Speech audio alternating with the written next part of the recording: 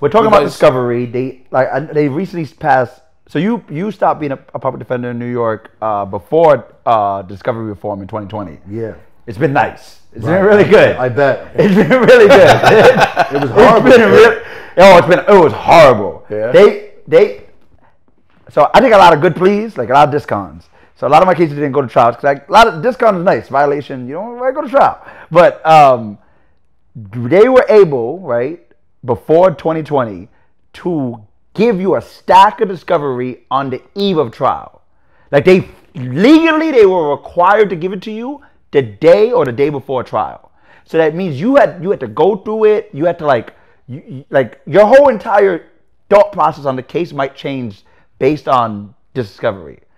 They changed that now to where you get the discovery. Now they have like the speedy trial clock doesn't stop unless they give it to you. Right. So which is fantastic. So like it's way better. But what you're saying is on the federal side.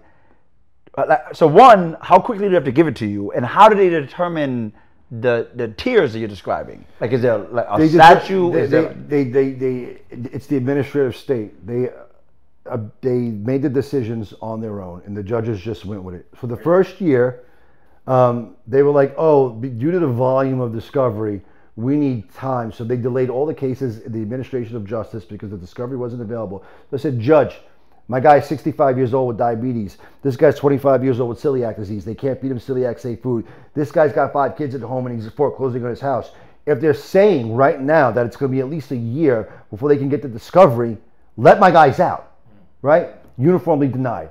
I had to get them out in other ways. I had to prove to them in certain cases that discovery was never made available, violations happened in jail, whatever it is. I eventually got my guys out. One guy took 2.5 years to get out pre-trial, right? And then in the second year, they say, okay, now we have these systems. You need to apply for a license to use the system to review the discovery. And you have to agree to not make sure that you don't show this to the defendant, to your client, outside of your supervision. So they set all these obstacles for you to view the material and then be able to share the material, right? And to be able to disseminate meaningfully. If you have a co-defense agreement with other defendants, they make it very hard. They did everything to draw the length of this process out, to force people to give up and plead, because they knew that the vast majority of these people were actually innocent.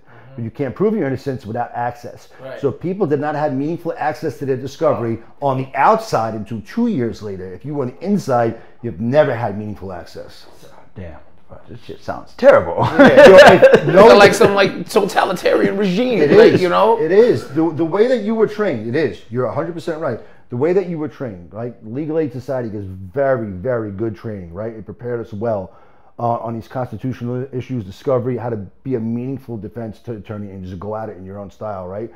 But the core fundamentals that you know as an attorney, if you went into these cases, you would lose your mind, right? And I was the only guy losing my mind for the first year in court. Like they wanted to throw me out. They tried to disbar me. They tried to silence me. I was just like, fuck this. What you're doing is wrong. I am not going to let history go by me and be the fucking one guy that didn't say that this is fucking wrong.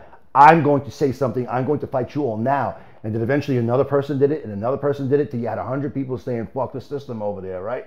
But in the beginning, everybody was scared shit. It's the federal government. It's the FBI. Nobody wanted to stand up. So what? Let's say, for example, a case that they're not politically motivated or whatever their motivation is, right? Like, give them benefit of the doubt.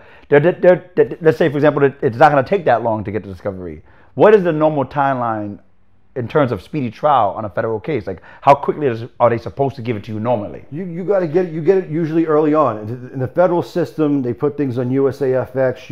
You have an account, you click on, you view your discovery right there. They can give you some stuff on the eve of trial or a week or two out, but the vast majority of the stuff is disseminated to you early, because the general rule is if the feds are taking a case, if the feds are coming for you and you're just a guy on the block, they've got a case on you. Like, you're in trouble. Yeah. Right? There are some times that you can wiggle your way out of it, but 99% of all the cases in the feds, ladies and gentlemen, we got them. Result in a conviction. Right. Yeah. Right. So you would think that if they had that evidence, they'd want to continue that model. They went the other way because they didn't have shit.